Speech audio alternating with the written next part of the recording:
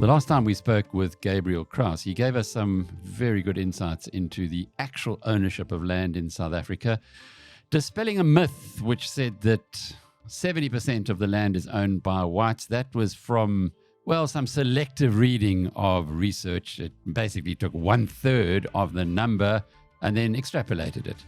We're going to get a little more myth busting today when we talk about BEE, and in particular, the results that have just come out of a World Bank research report into how to get South Africa going again.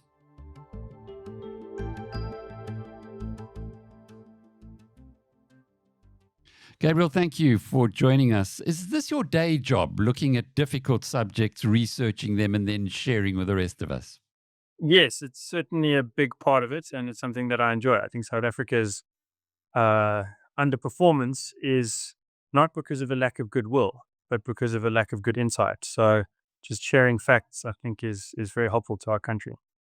And the World Bank report, how much time do you do on something like that to fully understand what it is that they're trying to tell us?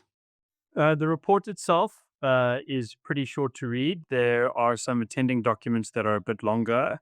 There was the media junket that they did last week, which I wasn't able to attend personally, but I spoke with people who were. So I don't know, let's say a day into the World Bank reports itself. But I think to understand previous work by the World Bank and by other organizations has taken a number of years to see how we got to this point. What is interesting from the World Bank report is it's not a isolated suggestion that we re-look the BEE regulations and legislation in South Africa. Harvard University had something similar. The International Monetary Fund had something similar. The Zondo Commission, as you wrote in a piece that you put out yesterday, also recommended the same thing. You talk about a BEE premium, and I guess that's something we should unpack right at the outset. What exactly is it?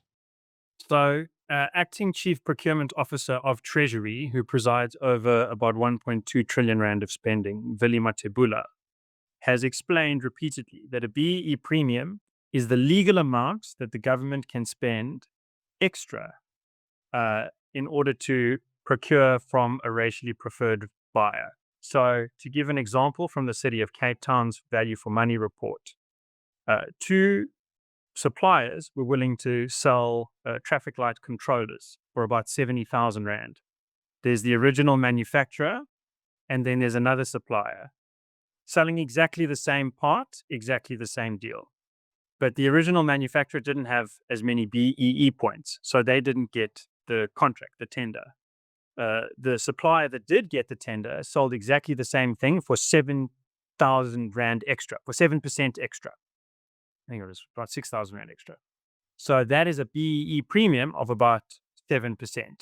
Mr. Matebula has explained that BEE premiums are capped at 25% for contracts under 50 million rand, and they're capped at 11.1% for contracts over 50 million rand. So if you've got a 100 million rand contract, legally, you can spend an extra 11.1 million rand for exactly the same building, exactly the same length of road, exactly the same part for a power station. You can spend that extra 11.1 million rand legally in order to go to the company with the higher B points. And that's actually legally required unless Treasury gives an exemption. So it's in the law. It's in South Africa's,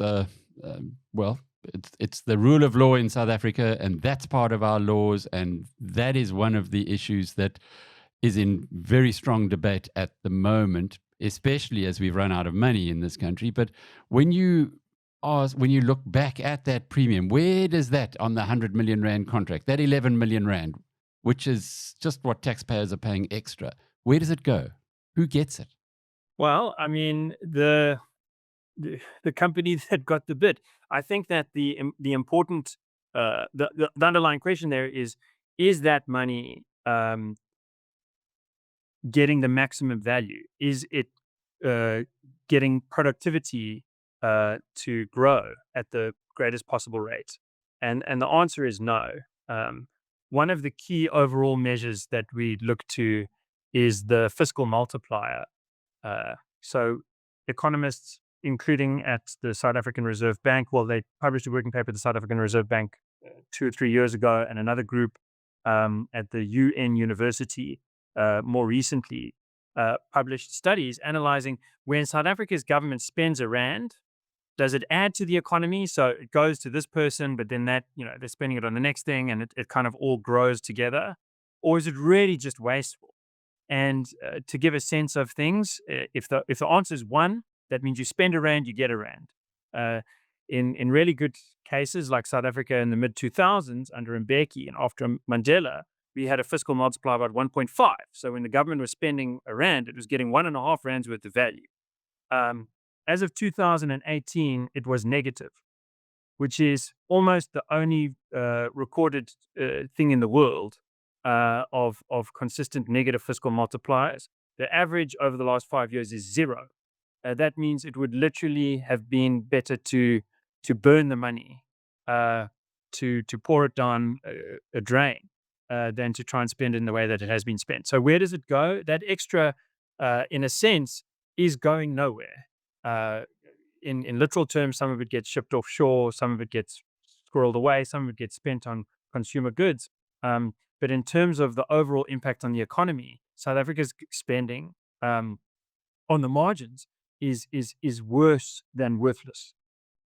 So the money that is extra, and this is the BEE premium that we, the people, do not really understand exists. We think, oh, well, BEE is good because it's uplifting black people. That's the propaganda. But essence, what you've said to us now, up to 50 million rand, you can, in fact, you are required to give the contract at a 25% extra, pay 25% extra, as long as to the best BEE credentials. So if you had two firms with the same product as you've explained before, the one who has the better BEE credentials is going to get it, and we're going to pay 25% more to them, even though there might be a slight difference, only a very small difference between the two, for instance. How prevalent is this in the economy? How much of South Africa's state spending is actually subjected to this 25% rule up to 50 million or 11% over that? So the short answer is just about all of the public procurement spend, which is roughly 1.2 trillion rand per annum at this stage. And that is about 15, 17% of GDP.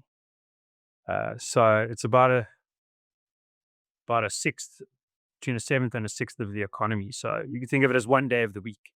And I just to sort of revert back to a previous question in terms of where does the money go, I do want to emphasize that the people who take advantage of that extra are not all of one race. As a sort of anecdotal example, I had a scholarship to go to one of the most expensive schools in the country in Sandton, and when I did a research project, I discovered that some of the best BEE beneficiaries were white graduates of that school, who were sons and daughters of very well-established captains of industry, people running JSE-listed companies. So, white people have benefited from these BEE premiums, black people, Indian people, colored people. It's a matter of being able to game the system versus traditional procurement, where the winning company is the one that is best able to deliver value at the end of the, for the consumer, for the customer, being citizens and residents. So 1.2 trillion rand is subject to these BEE premiums. We applied some pressure to Treasury. Some organs of states applied for exemptions in the last few years. We know that Transnet and Eskom have both been granted case-by-case exemptions. So it's not every single rand that is subject to this, but Treasury has refused thus far to heed our call and the Zondo Commission's recall to allow a maximum value for money approach. And it is worth making the point that there's a couple of points about numbers, Alec. If I can just give you a few numbers. Treasury has not been public with this information, but it did disclose in the process of the public procurement bill going through Parliament that its own records indicate that more than half of government spending to private companies, in fact, 60% plus, goes to 50% plus owned black companies. So they did a review of 1.2 trillion rands worth of spending since 2017. So 1.2 trillion it's a big review. They were only covering a fraction of the whole amount being spent, but it's a big chunk. And of that 1.2 trillion, they found 588 billion was spent on majority black owned companies. So I'm not talking about just BEE scores. I'm talking about 51% plus black owned companies. So 80 billion, 60 billion in 2018, 72 billion in 2019, 90 billion the next year, 94 billion, 101 billion during the plague, 90 billion coming down a bit, 80 billion last year. And that is a fraction of the total government spend because Treasury didn't review all of the spending. Then we ask ourselves, can we extrapolate? With the earlier conversation, can we extrapolate? No, we can't. Well, Treasury says, yes, we can with this. They said in submissions to Parliament, very serious submissions, they said these data are representative of the broader amount of spending. And so you run the numbers. It's a very simple calculation.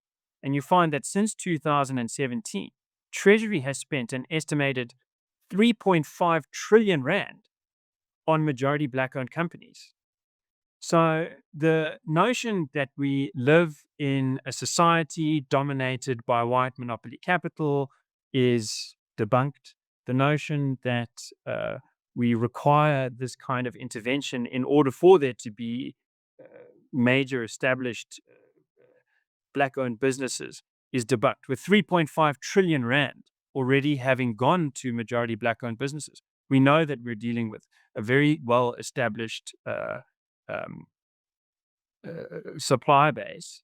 And our submission is, the World Bank submission is, IMF submission is, if you now relax these BEE rules, it's going to be free competition for all. A lot of those black businesses are going to keep competing. They're going to do better. And it's going to be better service delivery for ordinary South Africans at a cheaper price at a time where we don't have enough money to keep paying extra for the racial engineering. Sounds like a massive scam. Just take that 3.5 trillion, and if you were to use 25% of that, because legally you can pay a premium of 25% of it, that's 800 billion. We've now got a government that's scratching around trying to jack up VAT from 15 to 17% to pay a fraction of that 800 billion. Gabriel, this doesn't sound right. All of it just does not sound right. Why are we not listening as a nation? Why, if the IMF and the World Bank, and then we'll talk about Zondo in a moment, but why are the politicians not listening? Is it as simple as to say, well, their buddies are actually benefiting, so, and maybe even they get funded by those buddies in an oblique way, that they're not countenancing any way of addressing this gigantic scam on the South African people? I think that is part of it, Alec. We do track the sort of participation of politicians, close relations themselves, family members, business partners partaking in BEE transactions. And we've got an investigation project that we think will help connect those dots in a more systemic way. But that is not the whole story. Look, we've got a GNU government. We've had a budgetary halt for the first time in the Rainbow Republic's history. And so this is a great opportunity for the Democratic Alliance, Freedom Front Plus, IFP, AC, series of parties, Patriotic Alliance, could be stepping up and saying two things. Firstly, let's get transparent about BEE premiums. Treasury has never even told us how much it costs. You went imagining it's 25% every time. It's probably not that high. But whatever it is, it's certainly billions, tens of billions, maybe hundreds of billions if you add it up over the years. We deserve to know. Actually, the Constitution requires transparency. And I have met with people in a range of parties, encouraging them to call for transparency in a very serious way. And I haven't gotten much traction. I mean, you can look at the record. And so I don't want to be too critical in the sense of, some meetings, you can't really say the names, but I would very much like the all South Africans to be respected in the basic way required by the Constitution, which is, we pay taxes, and Treasury has a duty to tell us how those taxes are being spent. So the first thing is there should be transparency about this, and the people not calling for transparency are also in opposition. Then the second thing is to call for a reduction of BEE premiums down to R0. And our polling indicates, polling by the Institute of Race Relations, who asked this very specific question last year, and we found 70% of all respondents, similar numbers across races, 65% of Black respondents, said they would like BEE premiums to come down to R0. So there's a huge political opportunity for anyone who's willing to have the guts to get up and stand and say it very clearly, repeatedly. You have to be consistent on this kind of thing. We want the premiums to be explicit, and we want them to be zero. You have to say it over and over again. You have to use various range of channels, and then you can make some political gains out of that, because it's common sense that it's a good idea. It's hard for me to answer the question on why the opposition is not doing it, excepting for the fact that I will say politics is a matter of prioritization, and I think very interesting, important people have said this is not a priority. My humble submission, maybe not so humble, is that this is a huge priority because we are running out of money. And this is a very clear way to save money. Our report estimates that the BEE per annum savings that we could garner is 150 billion rand. And conservatively, 100 billion of that could go to cutting VAT to 11.5% from 15%, which would directly inject money into the economy, stimulate demand. It wouldn't add to the debt because it would be paid for by cutting the premiums. It would be very welcome relief, or poverty relief for the bottom income group who would not suffer so much VAT. The exemptions don't really work. And it would stimulate business activity, because there'd be an extra 100 billion rand instead of the government spending it in a way that adds nothing to the economy. There'd be private consumers deciding how to best make ends meet, how to best buy things that are going to actually make a lasting difference. We think that's a very winning formula in this time of need. We'd very much like to see something like that happen, but unfortunately, it looks like March 12th is going to come by, and we might be stuck in the same position where we're effectively taking from ordinary South Africans to give to elite South Africans in a way that destroys value, growth, job opportunities, and so on. What did the Zondo Commission say about all this? The Zondo Commission, Volume 1, page starting about around 797, gets into the analysis of the legal mosaic, it calls.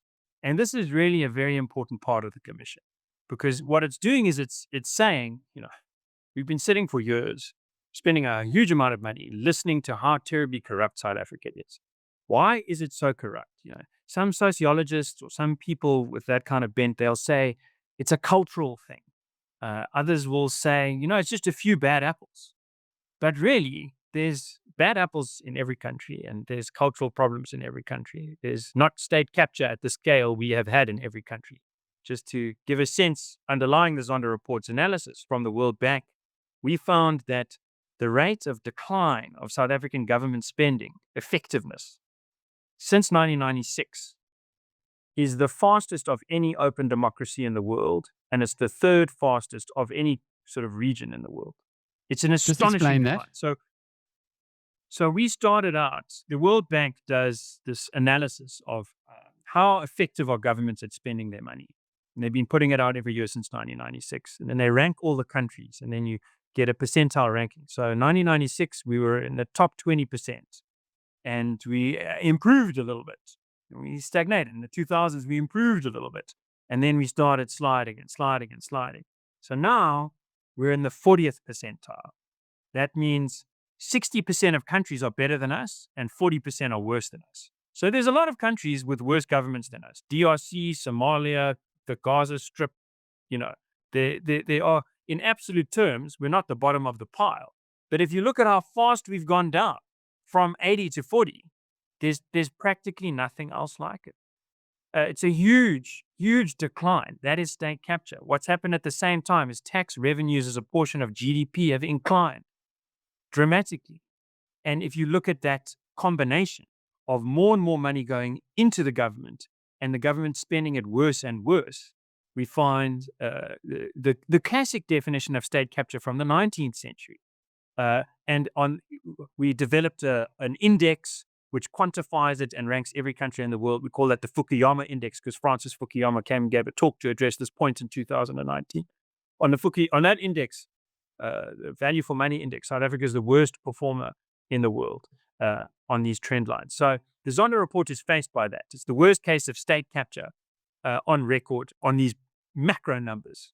And people know what it's like, the potholes, the lights that don't turn on at time. It's the worst case of it. And he's trying to find the root cause of the problem. And he finds in a systemic analysis, one of the systems levels problems here is the problem in the legislative design. And the problem in the legislative design is that you've got one imperative, which is to maximize value for money in spending all of this government money. And then the other imperative is racial social engineering. And the problem is twofold.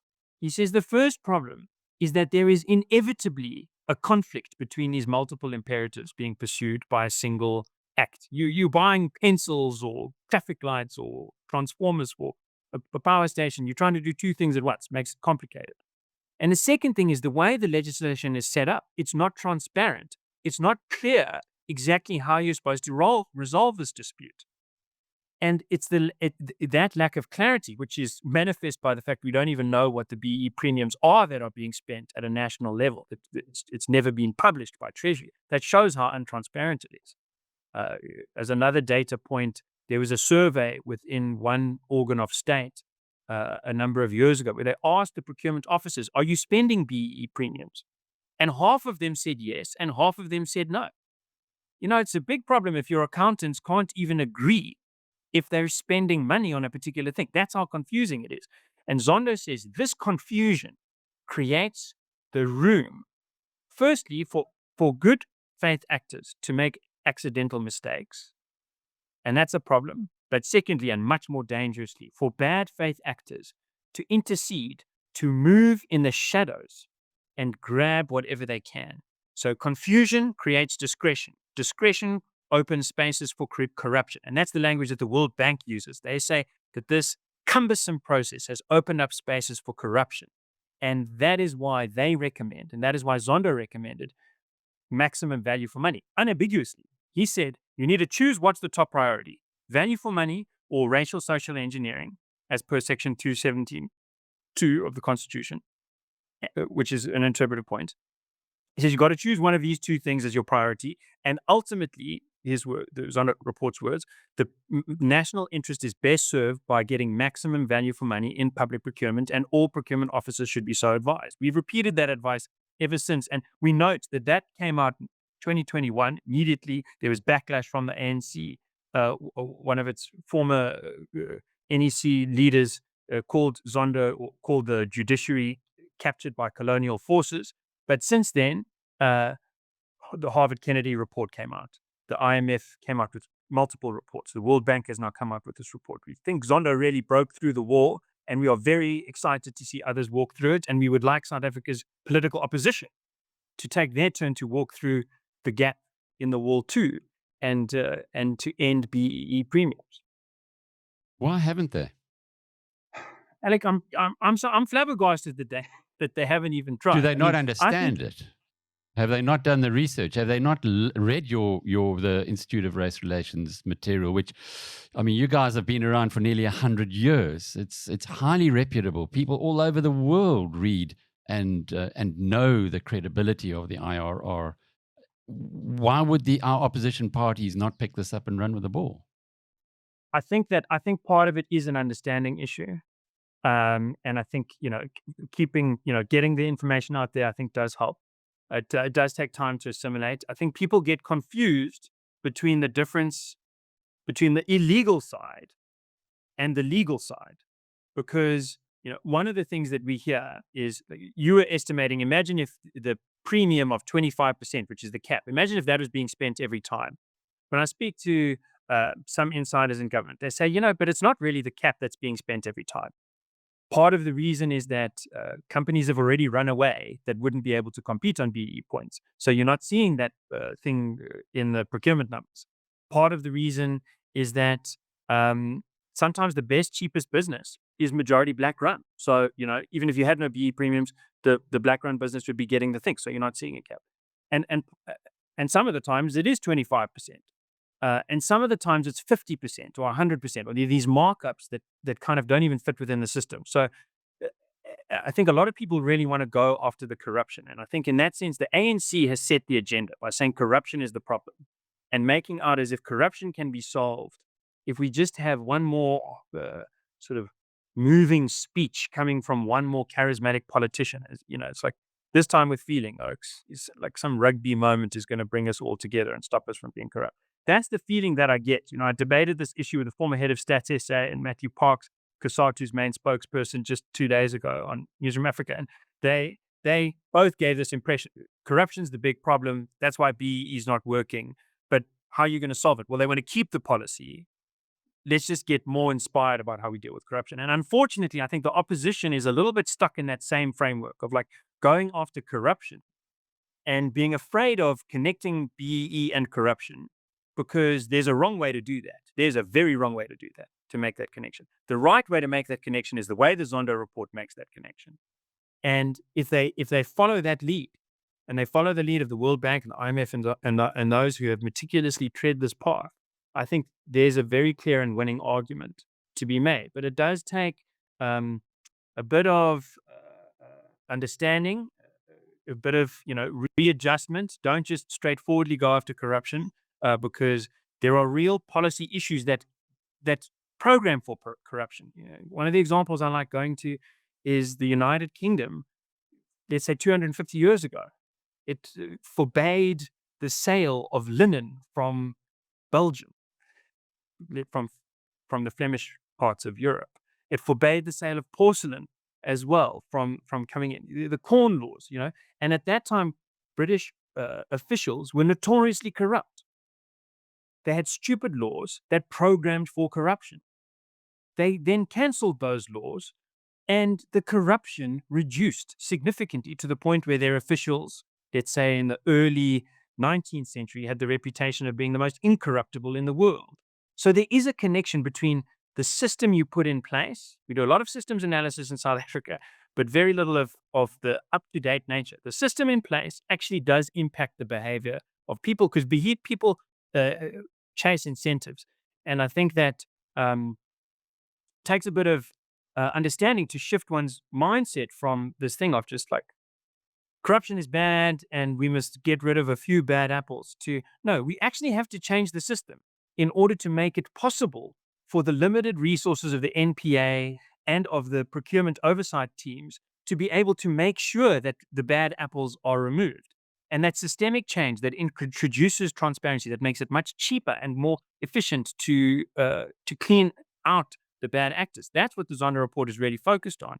And that's where we think the greatest gains are to be had. That's the winning ticket that we encourage the opposition to take up. Well, anyone who understands economics knows that human beings are driven by incentives, and if the incentives are skewed, we have many, many examples in history. Just have a look recently at Wells Fargo and the big disaster that happened there. And the incentive there was open accounts. And as a consequence, this huge bank, one of the greatest banks in the United States, was brought to its knees because the people who worked for it were opening accounts in a corrupt manner.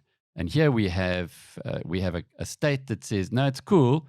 As long as the guys tick all the boxes, you can give them 11% more than you would ordinarily, or 25% more if it's below 50 million. Those are huge numbers anyway, because that's the way that we do things in South Africa. So first things first, we could avoid the VAT increase simply by your numbers, simply by doing away with this BEE premium.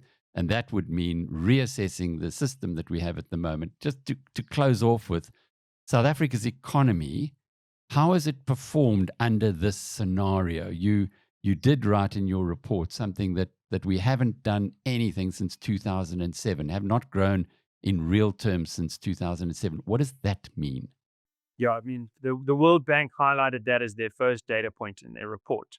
So per capita, you look per person, and you control for inflation, you peg yourself to a stable international currency. And then you look at what the economy's done, and it has not grown at all since 2007. That's astonishing. I don't think you'll easily find another open democracy constitutional order that has that poor performance record. And you can't just say ANC. It's not just the party, because the ANC governed South Africa from 94 to 2007, and there was great growth there. It's a change in policy that we think is responsible for that, including the entrenchment of BEE, which really kicked in the late 2000s in a big way. The impact that that's had, I think, is most extremely seen in our unemployment numbers. Just about the worst in the world, probably certainly the worst in the world if you look at open democracies. Angola, maybe just ahead of us at the moment. But over 11 million people are unemployed in South Africa on the expanded definition, over 8 million on the narrow definition. And if you look at black unemployment, a former colleague of mine forced me to face this issue because I wanted to just abstract to unemployment overall. But he said, look at black unemployment, because the whole thing of BEE is supposed to be to help those people who got stuck in the shadow of apartheid. And it is true that apartheid, viciously and deliberately oppressed the majority of the population, black people, on the basis of their race. That did inhibit people's opportunities, get them stuck in poverty traps. And open economy would release that, but that started to happen in the 2000s. But 6 million odd black South Africans were still unemployed in 2006-07. That number is now over 11 million. It is roughly a doubling, almost a doubling of black unemployed people in a period where 3.5 trillion rand has been spent on majority black-owned companies just in the last 6-7 years. So I think that the picture that creates really is one of entrenched new privilege being defended and financed at the cost of people who were found themselves stuck in the shadow of apartheid and then found that shadow extended by a new series of bad rules. And I think that the picture that emerges from that is very gloomy. And I think it also does speak to an opportunity. If you take the advice to make these BEE premiums explicit, even if you just do that first, the fact that it's so unpopular will drive them down to zero. Once they go down to zero, you've got extra money from saving the premiums. You've also got a lot of extra money from making the system transparent so it's much harder to steal. That extra money can go to improving the conditions required to allow for economic growth. And we think that the best way to do that, paying down the debt and cutting taxes, will really put people who are stuck in poverty-stricken conditions back into a position where they can work their way up. We think there's a huge appetite for that, and that potential energy can be unlocked the moment we come to terms with this harsh reality. And just remember, there are those who have benefited from it, those who've been gaming the system at the taking all the benefits away from the majority, from most people. It's quite a horrific number that you unpacked there. And we haven't even got on to the point of BEE being a tax on investment. And heaven knows, if you want to ask someone to invest, you can't imagine that they're going to build a business or build a factory if they got to give away 25% before they even start. It just doesn't happen. Gabriel Crouse is a fellow at the Institute for Race Relations. Thanks for unpacking all this for us, Gabriel. And I'm Alec Hogg from BizNews.com.